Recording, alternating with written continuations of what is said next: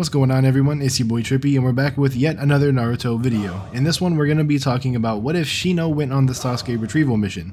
We're going to look at how he should stack up against all of the Sound Ninja and Sasuke. I think this is a really fun topic, and once again, it was recommended by a subscriber, so if you have any ideas that you would like to see me talk about, then make sure to leave a comment, and I'll do my best to get around to your topic as long as I find it interesting.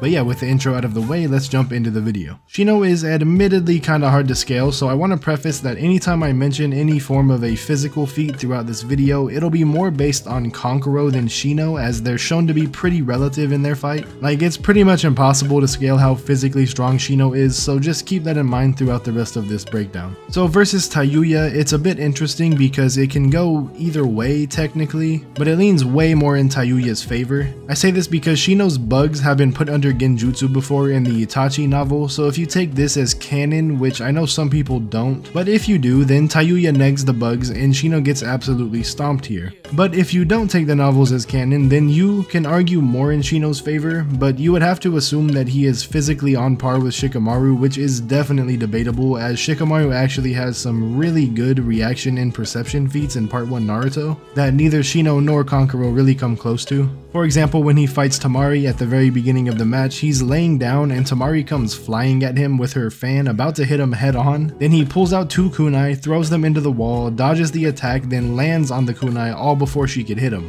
which is really impressive considering she was just a few feet away from him. Then right after this, she tries to attack him again at point blank range, and he's literally just across the stadium from her after the dust clears. And Temari even comments on how fast he is. Like, yeah, Shikamaru has some great reaction time and speed feats in Part 1, it's pretty crazy. So in my opinion, I think Tayuya beats Shino, because if you think the genjutsu does work on the bugs, it's an instant GG, and if not, then he has nothing really on par physically to Shikamaru, who would have lost to Tayuya if not for Temari showing up, so yeah, it's also just a GG.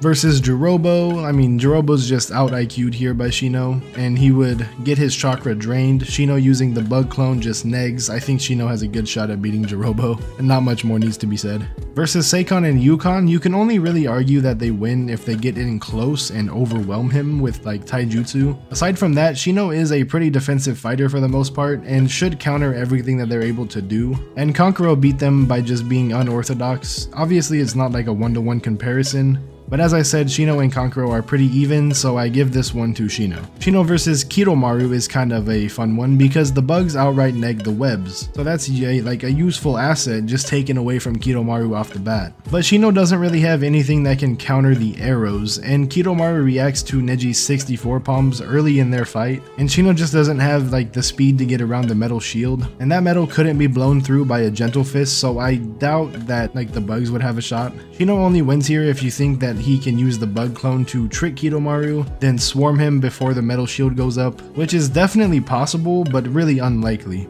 And if Neji can't react to the arrows fast enough to dodge them, then Shino isn't going to be able to either. I think it's most likely that Kidomaru wins here. As for Kimimaru, I mean, he just stomps Shino pretty easily and wins. And as for CM2 Sasuke, well, he just Chidori blitzes for a GG, and the bugs would just get fried by a fireball. Sasuke wins pretty easily. So in my opinion, the rescue mission probably goes better against at least Jirobo and Seikon and Yukon, but no one is really getting past Kimimaru. He's just a steamroller, and it makes this mission end up pretty much the same regardless of Shino being there, because Naruto will still have to go off after Sasuke, and whoever's left would just stay to fight Kimimaru until Gaara comes so that they have a chance at beating him. But yeah, that's it for this video. I hope you guys enjoyed. If you did, then a like would be awesome. It shows me that you enjoy this type of content and want to see more. Again, if you have any suggestions for a future video, make sure to leave a comment and I'll do my best to get around to your topic. If you're new around here, make sure to check some other videos out and consider subscribing as long as you enjoy the content. If you want to support the channel further, then you can join the channel membership, which reminds me to thank my current channel members, USA No. 1 US,